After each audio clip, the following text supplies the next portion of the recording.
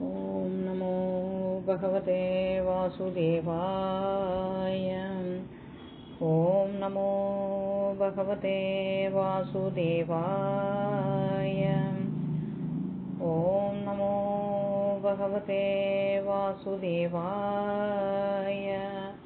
நாராயணம் நமஸ்கிருத்ய நரம் சைவ நரோத்தமம் தேவீம் சரஸ்வதீம் வியாசம் ததோ ஜெயமுதிரேத்.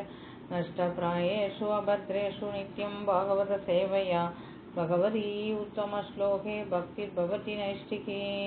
வாஞ்சா கல்பதருभ्यश्च कृपा सिन्धुभ्य एव च पतितानां पावनेभ्यो वैष्णवेभ्यो नमो नमः. हरे कृष्णा. श्रीमद् भागवतम முதல் ஸ்கந்தம் 9வது அத்தியாயம் ஸ்ரீ பீஷ்ம ஸ்துதி. ஹரே கிருஷ்ணா கிருஷ்ண கிருஷ்ணா ஹரே ஹரே ஹரே ராமா ராம ராம ஹரே ஹரே. கிருஷ்ணாய வாசுதேவாய தேவகி நந்தனாய ச நந்தகோபகுமாராய கோவிந்தாய நமோ நமः. ஸ்ரீ பீஷ்ம உவாச்ச.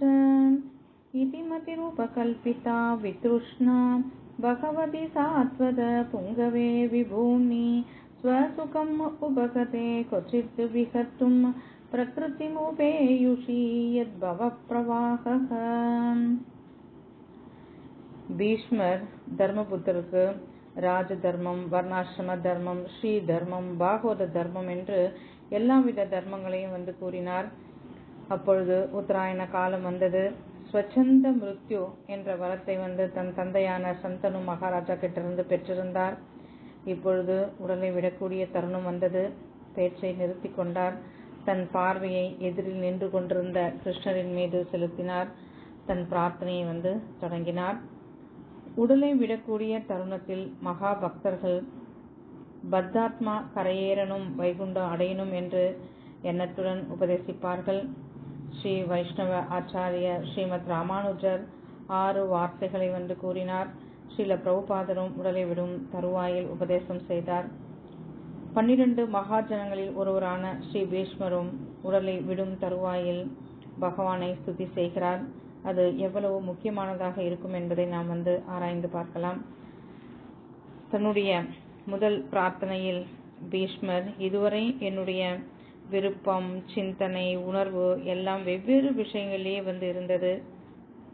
ஏனெனில் பீஷ்மர் ஒரு ராஜதந்திரியாகவும் தளபதியாகவும் சத்திரியர்களின் தலைவராகவும் குருவம்சத்தின் தலைவராகவும் இருந்ததுனால அவருடைய எண்ணம், சிந்தனை, விருப்பம் எல்லாம் ராஜ்யத்தை காப்பாற்றுவதிலேயே இருந்தது. ஆனா இப்பொழுது எனது சிந்தனை, உணர்வு, விருப்பம் எல்லாத்தையும் சாத்வத புங்கவே பக்தர்களின் தலைவரான பகவான் ஸ்ரீ கிருஷ்ணர் மீது இருக்க வேண்டும். பகவான் ஸ்ரீ கிருஷ்ணர் விபு, சர்வசக்தி படைத்தவர். ஸ்வசுகம் உபகதே, சுய திருப்தி உடையவர், ஆத்மாராமர். அப்படி இருந்தும் கொச்சித் விகர்த்தும், சில சமயங்களில் பகவான் ஸ்ரீ கிருஷ்ணர் அவரால் படைக்கப்பட்ட இந்த பிரகிருத்தியில் ஜட உலகில் அவதாரம் எடுக்கிறார். ஏனெனில் தூய பக்தர்களுக்கு பக்தி தொண்டு என்னும் வரத்தை கொடுக்க அவதரிக்கிறார். தூய பக்தர்களுடன் ரெசிப்ரோகேட் செய்கிறார், லீலைகளை புரிகிறார். தூய பக்தர்கள் பகவானை கண்ணார கண்டு ஆலிங்கனம் செய்ய விரும்புகின்றனர். அதற்காகவே பகவான் அவதாரம் செய்கிறார். தர்மத்தை ஆச்சாரியர்களை கொண்டு ஸ்தாபிக்கலாம், அசுரர்களை சுதர்சன சக்கரம் கொண்டு அழிக்கலாம். ஆனால் அப்படியே செய்யாமல் இந்த ஜட உலகில் அவதரித்து தனது பக்தர்களுடன் உன்னத ஆனந்தத்தை பகவான் அனுபவிக்கிறார். அடுத்த ஸ்லோகம். திரிபுவன கமனம் தமாலவர்ணம் ரவிகர கௌரவ அம்பரம் ததானே வபுரல ககுலா விருத்தானனாப்ஜம் விஜய சகேரதிரஸ்து மே அனவத்யாம். கிருஷ்ணரின் ரூப லாவண்யம் திரிபுவனத்தையும் கவர்ந்து இழுக்கிறது. கீழ், மேல், மத்திய லோகவாசிகள் அனைவரையும் வசீகரிக்க செய்கிறது. கிருஷ்ணரின் ரூபம் தமால மரத்தை போல நீல நிறமாக உள்ளது. உதயசூரியனின் கிரணங்கள் பகவானின் பட்டு பீதாம்பரத்தில் பட்டு ஜொலிக்கிறது. அவரது தாமரை போன்ற முகம் சந்தனத்தினால் அலங்கரிக்கப்பட்டது போல் இருக்கிறது. விஜயனுக்கு சகாவான நண்பனான கிருஷ்ணர் மீது என்னுடைய ரதி கவர்ச்சி இருக்கட்டும். அனவத்யா, கர்ம பலன்களில் பற்று இல்லாமல் இருப்பேனாக என்று இந்த ஸ்லோகத்தில் பீஷ்மர் பிரார்த்தனை செய்கிறார். நந்த, யசோதானந்த, தேவகி நந்த, வாசுதேவன் என்று தூய பக்தர்களின் பெயர் சேர்த்து தன்னை அழைத்தால் பகவானுக்கு ரொம்ப பிடிக்கும். அதனால்தான் பெரியாழ்வாரும் தேவகி சிங்கமே தாளேலோ என்கிறார். ஆண்டாலும் சிறுபேர் அழைத்தனவும் சீறி அருளாதே என்கிறார். நாராயணன் சிறுபேராம், கஷ்டப்பட்டு இங்கு வாங்கிய பேர் கோவிந்தன். கோவிந்தா என்று அழைத்தால் பகவானுக்கு மிகவும் பிடிக்குமாம். ஆகையால் பீஷ்மரும் விஜய சகே, பார்த்த சகே என்று அழைக்கிறார். அடுத்த ஸ்லோகம். யுதிதுரகரஜோ விதூம்ர விஸ்வக் கஜலுலித ஷமவாரி அலங்கிருதாஸ்யே மம நிஷீத ஷரைர விவித்யமான த்வச்சி விலசத் கவச்சேஸ்து கிருஷ்ண ஆத்மா. யுத்த களத்தில் குதிரைகள் அங்குமிங்கும் செல்லும் போது அதனுடைய குளம்படி தூசு கிருஷ்ணரின் சுருளான அந்த கேசபாரங்கள் மீது படிந்து மிகவும் அழகாக இருந்தது. பார்த்தனுக்கு சாரதியாக ரதத்தை செலுத்தியதுனால முகத்துல முத்து முத்தா வேர்வை ரொம்ப அழகா இருந்தது. எனது நிஷீத ஷரை, கூரிய பானங்களால் ஏற்பட்ட காயங்கள் அவரது உடலை அலங்கரித்தது. இப்படிப்பட்ட கிருஷ்ணனிடம் என் மனம் எப்பொழுதும் ஆழ்ந்து இருக்கட்டும் என்று இந்த ஸ்லோகத்துல பீஷ்மர் ஸ்துதி செய்கிறார். திருவல்லிக்கேணி பார்த்தசாரதியின் திருமுகத்தில் பீஷ்மரின் அம்புகளால் ஏற்பட்ட அந்த தழும்புகளை இன்றளவும் நம்ம பார்க்கலாம். அடுத்த ஸ்லோகம். சபதி சகீவச்சோ நிஷம்ய மத்யே நிஜபரயோர்பலயோ ரதம் நிவேஷ்ய ஸ்திதவதி பர சைனிகாயு ரக்ஷணா கிருதவதி பார்த்த சகேரதீர் மமாஸ்தோ. யுத்த காலத்துல சகீவச்சக தனது நண்பனின் உத்தரவை ஏற்று சேனையோரு பயோர் மத்தியே ரதம் ஸ்தாபய மே அச்சுத என்று அர்ஜுனன் கட்டளையிட்டவுடன் சர்வேஸ்வரான பகவான் மறுபேற்று பேசாமல் 2 சேனைகளுக்கும் மத்தியில் தேரை கொண்டு நிறுத்தினார். அப்பொழுது பகவான் பரசைனிக ஆயுகு அக்ஷனா தனது கருணையான பார்வையால் எதிரி படையில் உள்ள வீரர்களின் ஆயுளை குறைத்து விட்டார், பிராரப்தத்தை குறைத்து விட்டார். தத்ரா பஷ்யஸ்திதான் பார்த்தக பித்ருநத பிதாமகான் ஆச்சார்யான் மாதுலான் பிராத்ருன் புத்ரான் பௌத்ரான் சகிம்ஸ்ததா ஸ்வசுரான் சுக்ருதஸ்சைவ சேனையோருபயோரபி. பகவான்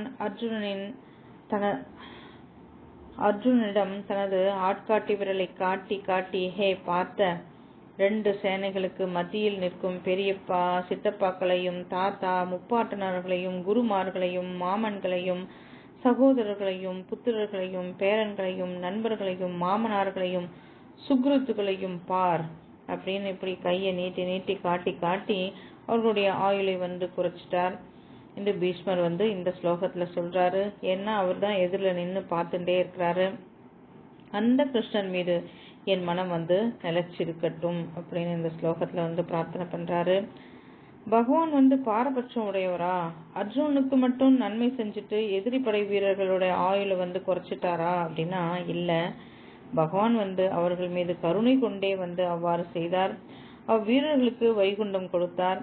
அவர்கள் மரண தருவாயில் பகவானை பார்த்துட்டே அவங்களுடைய உடலை துறந்ததுனால வைகுண்டத்தை அடைஞ்சாங்க. சாதாரண சம்சாரிகளா இருந்திருந்தா வைகுண்டத்தை அடைஞ்சிருக்க முடியாது. அந்த வீரர்கள் பகவானோட கருணையினால வைகுண்டத்தை அடைஞ்சாங்க. அவங்களுக்கும் பகவான் கருணையை தான் காட்டினாரு. அடுத்த ஸ்லோகம். வியவஹீத பிரதனாமுகம் நிரீக்ஷ்ய ஸ்வஜனவதாத் விமுகஸ்ய தோஷபுத்யா குமதி மகரத் ஆத்ம வித்யாய சரணரதிஹி பரமஸ்ய தஸ்ய மேஸ்தோ. யுத்த காலத்துல 2 சேனைகளுக்கும் மத்தியில தேரை கொண்டு நிறுத்தி பகவான் எல்லோரையும் பார் என்றவுடன் அர்ஜுனன் நிரீக்ஷிய ஸ்வஜன தனது உறவினர்களை பார்த்தான். தோஷ புத்தியா, உடனே அவனுக்கு அறியாமையினால குழம்பினான், கலங்கினான். எங்கு கொண்டு தேரை நிறுத்தினால் அர்ஜுனன் கலங்குவானோ அங்கு கொண்டு போய் பிதாமகர் பீஷ்மர், துரோணாச்சாரியார் முன்பு தேரை நிறுத்தியவுடன் அர்ஜுனன் கலங்கினான். எப்படி நான் வந்து பூஜிக்க வேண்டிய பாட்டனாரையும் குருவையும் வந்து கொல்லுவேன், அவர்களுடைய ரத்தம் படிந்த சிம்மாசனத்துல நான் எப்படி வந்து அமர்வேன் அப்படின்னு வருத்தப்பட்டான், கலங்கனான். இதே வந்து ஜெயத்ரதன் முன்பு வந்து நிறுத்தியிருந்தார்னா உடனே அம்ப வந்து விட்டுருப்பான். ஆனா இப்போ பாட்டனார் முன்போ துரோணர் முன்போ வந்து தேரை நிறுத்தியதுனால அறியாமையில வந்து பீஷ்மர் துரோணரை வந்து எப்படி கொல்றது அப்படின்னு வந்து கலங்குறான். பகவானை வந்து சரணடைஞ்சான். பகவான் அவனுடைய குமத்தின் அறிவு பற்றாக்குறையை வந்து அகறது வேறறுத்து ஆத்ம வித்தியை வந்து உபதேசம் செஞ்சாரு. அதாவது அர்ஜுனனை கலங்க செஞ்சு நமக்கு பகவத்கீதையை வந்து உபதேசித்தார். அப்படிப்பட்ட பகவான் ஸ்ரீ கிருஷ்ணரின் சரணத்தில் எனக்கு வந்து ரதி உண்டாகட்டும் அப்படின்னு பீஷ்மர் வந்து இந்த ஸ்லோகத்துல வந்து பிரார்த்தனை செய்யறாரு. அடுத்த ஸ்லோகம். ஸ்வநீகமப்பகாய மத்பிரதிஜ்ஞாம் ருதமதிகர்த்தும் அவப்ளுதோ ரதஸ்தக திருதரதசரணோ அவ்யயா சலத்கோர் ஹரிரிவ ஹந்தும் இவம் கடோத்தரியக. மகாபாரத போர்ல 7வது நாள் யுத்தத்துல கௌரவ சேனைகள்லாம் அதிகம் இது வரைக்கும் வந்து சேதம் அடைஞ்சிட்டாங்க.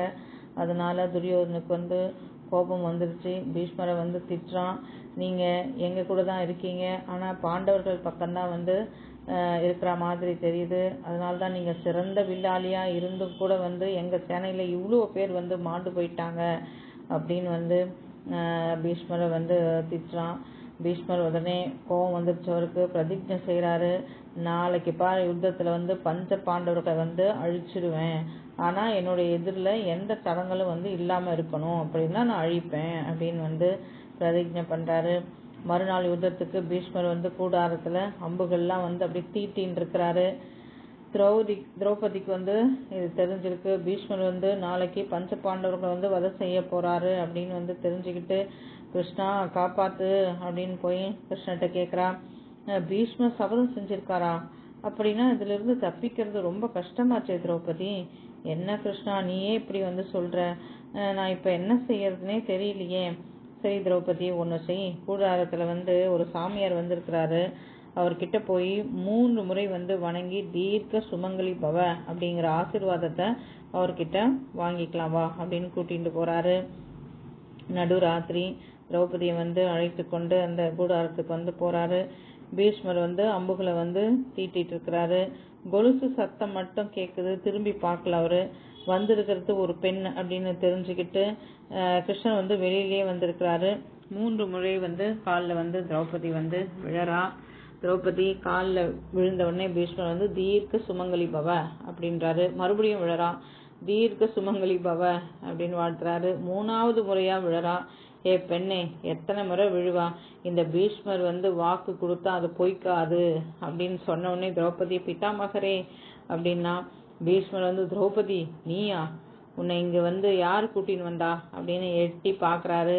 மயில் பீலி தெரிஞ்சது. கிருஷ்ணா இதுவும் வேலையா, ஏன் இப்படி வந்து கபடம் செய்யற அப்படின்னாரு. நான் என்ன கபடம் செஞ்சேன், பாஞ்சாலியை வந்து உங்க மருமகளாவத்தான் இங்க வந்து நான் கூட்டின்னு வந்தேன். நீங்க வந்திருக்கிறது யாருன்னு கூட நீங்க திரும்பி கூட பார்க்காமலே வந்து ஆசீர்வாதம் செஞ்சிருக்கீங்க.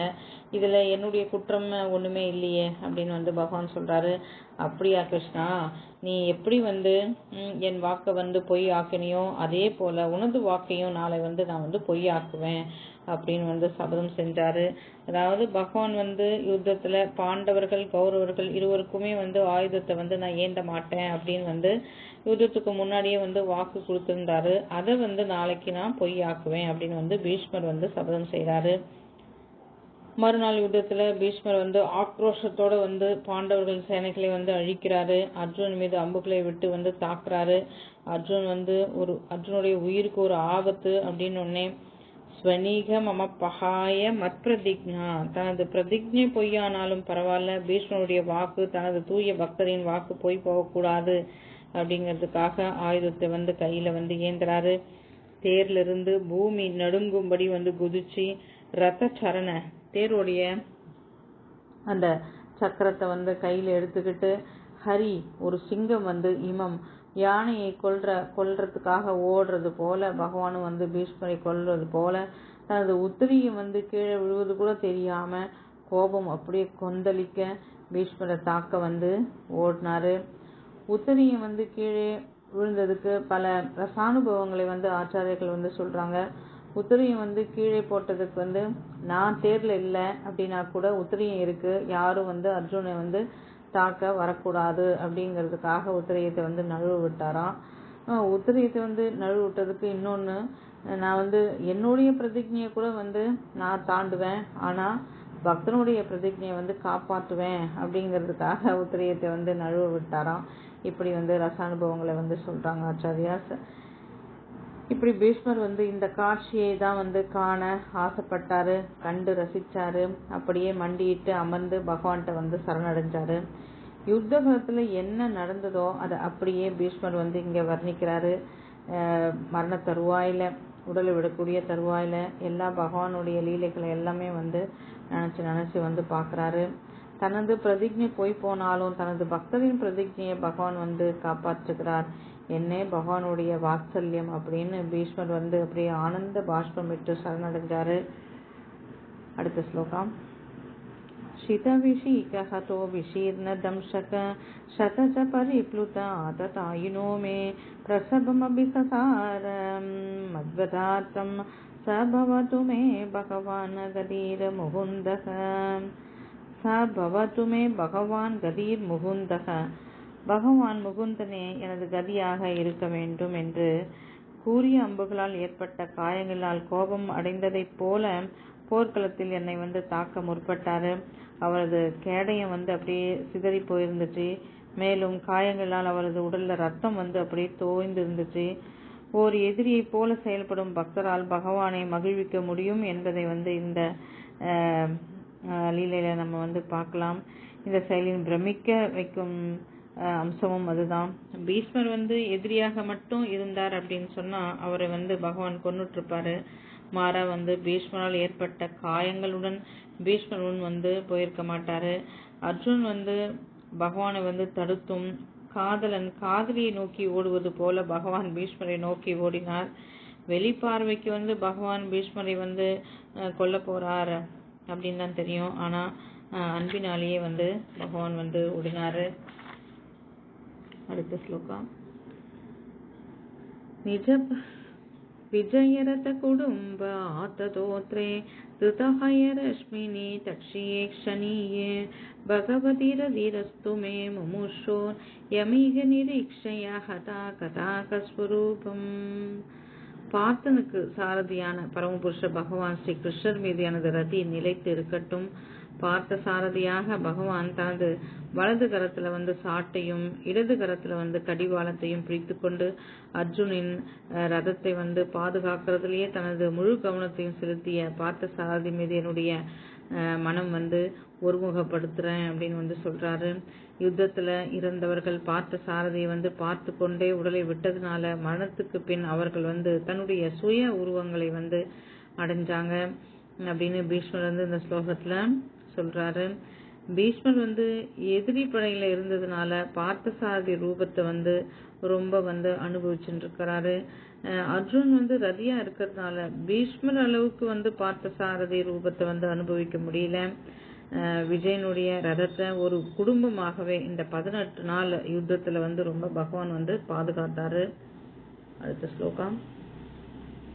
லலிதகதி விலாச வல்குஹாச பிரணய நிரீக்ஷண கல்பிதோருமானாக கிருதமனு கிருதவத்ய உன்மதாந்தாக பிரகிருதி மகன் கிளயஸ்ய கோபவத்வக.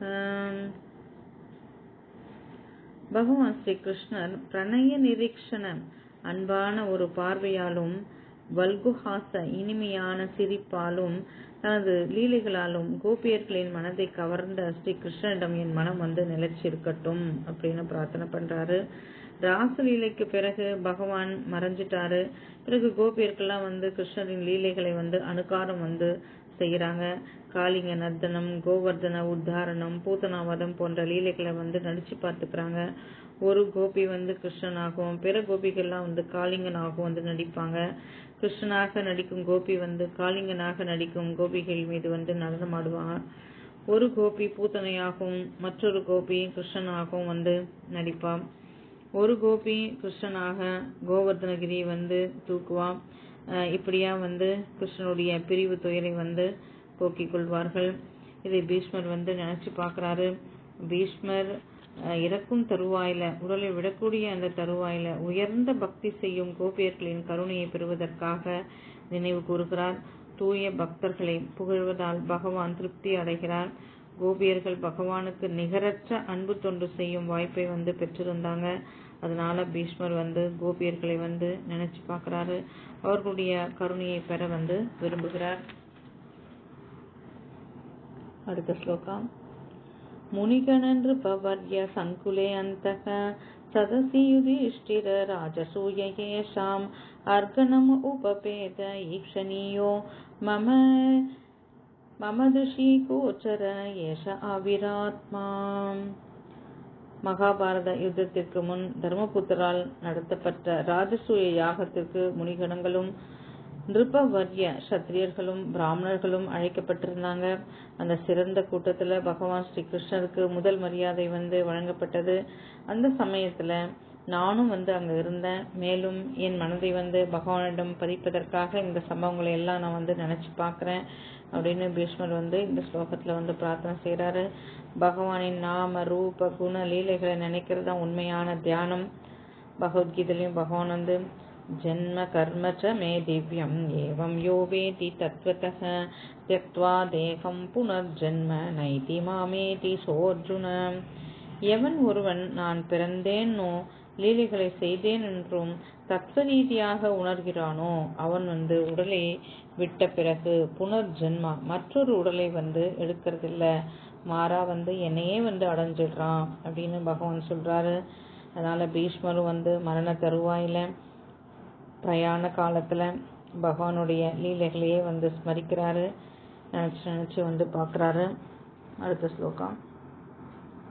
தம்மிமம் அகமஜம் ஷரீரபாஜம் ஹிருதி ஹிருதி திஷ்டிதம் ஆத்ம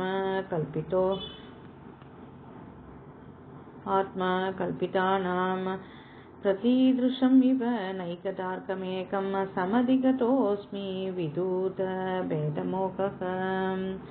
அர்ஜுனான பிறப்பற்ற பகவான் எல்லோருடைய இதயத்திலும் வந்து பரமாத்மா வந்து இருக்கிறாரு. அவரை வந்து பிரம்மமாகவும் அரூரோவாதிகள் பிரம்மத்தையும் முனிவர்கள் வந்து பரமாத்மாவை வந்து உபாசிச்சு பிரம்மத்தையும் பரமாத்மாவை வந்து அடைகிறார்கள். கிருஷ்ண வேறு பிரம்மம் வேறு பரமாத்மா வேறு என்ற பேத மோகத்திலிருந்து நான் வந்து விடுபட்டு என் முன் நிற்கும் பார்த்த சாரதியை முழு மனதுடன் வந்து தியானிக்கிறேன் அப்படின்னு பீஷ்மர் வந்து தன்னுடைய பிரார்த்தனைகளை வந்து முடிக்கிறாரு. பகவான் ஸ்ரீ கிருஷ்ணரையே வந்து தியானிக்கிறாரு.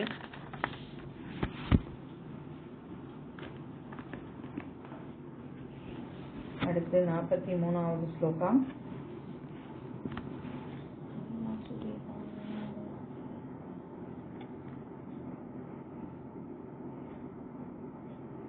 சூதோவாச்ச கிருஷ்ணம் ஏவம் பகவதி மனோவாக் திருஷ்டி விருத்திபிஹ ஆத்மனி ஆத்மானம் ஆவேஷ்ய சோஅந்தஸ்வாச உபாரமத். சூத கோஸ்வாமி தொடர்ந்து கூறினார். இவ்வாறாக பீஷ்மர் வந்து அவருடைய மனம், வாக்கு, திருஷ்டி, பார்வை, விருத்திபிகி அவருடைய செயல்கள் எல்லாவற்றையும் வந்து பகவான்லயே வந்து நிலைநிறுத்தினாரு. சுவாச உபாரமத்து அவருடைய மூச்சும் வந்து நின்றுடுச்சு. பீஷ்மர் உடலை விடும்போது நிர்விகல்ப சமாதி நிலையில வந்து இருந்தாரு. பகவானையும் அவரது செயல்களையும் பற்றிய சிந்தனையில தன்னை வந்து ஐக்கியப்படுத்திக்கிட்டாரு. பகவானின் பெருமைகளை வந்து ஸ்துதி செஞ்சாரு. தன் முன் நின்று கொண்டிருந்த பகவானை வந்து பார்த்த சாரதியை பார்த்து கொண்டே வந்து உடலை வந்து துறந்தாரு. இதுதான் வந்து மிக உயர்ந்த பூர்ணத்துவ நிலை. அடுத்த ஸ்லோகம். சம்பத்யமானம் ஆக்ஞாய பீஷ்மம் பிரம்மணி நிஷ்கலே சர்வே பபூஸ்தே தூஷ்ணிம் வயாம்சீவ தினாத்யயே. பீஷ்ம தேவர் வந்து பரமபுருஷன் நித்திய தன்மைக்குள்ள வந்து நுழைஞ்சாரு என்பதை அறிந்த அனைவரும் வந்து வயாம் சீவ தின அத்தியே சாயங்காலத்துல பறவைகள்லாம் எப்படி கூட்டுல வந்து அமைதியா இருக்குமோ அது போல அமைதியா வந்து இருந்தாங்க. பகவானுடைய நித்திய தன்மைக்குள் நுழைதல் அப்படிங்கிறது வந்து ஒரு ஜீவராசி அதனுடைய ஆதியான சொந்த வீட்டுக்குள்ள வந்து போறதுக்கு சமம். ஜீவாத்மா பரமபுருஷனின் அங்க துணுக்கு. பீஷ்மர் ஒரு தூய பக்தர் அப்படிங்கிறதுனால அவர் மிகவும் விரும்பிய பார்த்த சாரதி ஆட்சி செலுத்தும் வைகுண்ட லோகத்தை வந்து அடைஞ்சிருக்கிறாரு. பீஷ்மர் பார்த்த சாரதி ரூபத்தை ஒருபோதும் வந்து மறக்கவே இல்லை. அது மட்டும் இல்லை, உடலை விடும் நேரத்துல பார்த்த சாரதி நேரடியா அவர் முன்னாடி வந்து நின்றுட்டு இருந்தாரு. இதுதான் வந்து வாழ்வினுடைய பூர்ணத்துவம். தத்ர துந்துபயோ நேதோர தேவமானவ பாதிதாக சசம்சு சாதவோ ராஜ்ஞாம் காத்பேதுகோ புஷ்பவிருஷ்டயஹ. அதுக்கப்புறம் தேவர்களும் மனிதர்களும் வேடிக்கைகள்லாம் வந்து முழங்கினாங்க. அரச வம்சத்திற்குரிய மரியாதையையும் இராணுவ அணிவகுப்புகளையும் வந்து செஞ்சாங்க. தேவர்கள்லாம் வந்து புஷ்பமாரி வந்து பொழிகிறாங்க. அடுத்த ஸ்லோகம். தஸ்ய நிர்கணாதீனி சம்பரே தஸ்ய பார்கவ யுதிஷ்டிரக காரயித்வா முகூர்த்தம் துக்கிதோ அபவத். ஓ பார்கவ, பீஷ்மருக்கு ஈமச்சடங்கெல்லாம் வந்து செஞ்சதுக்கு அப்புறம் யுதிஷ்ட மகாராஜா நொடி நேரத்துக்கு வந்து துக்கத்துக்கு ஆளானாரு. பீஷ்மர் இறுதி மூச்சு வரைக்கும் தர்மபுத்திரனுடைய நலன்லயே வந்து அக்கறை கொண்டிருந்தாரு. பாட்டனாராகவும் நண்பராகவும் வந்து பீஷ்மர் இருந்தாரு. தர்மபுத்திர அரியாசனத்தில் அமர்வதை பார்த்த மகிழ்ச்சியுடன் தான் வந்து உடலை விட்டிருந்தாரு. பீஷ்ம தேவரின் உடலுக்காக தர்மபுத்திரர் வந்து இங்க வருத்தப்படல.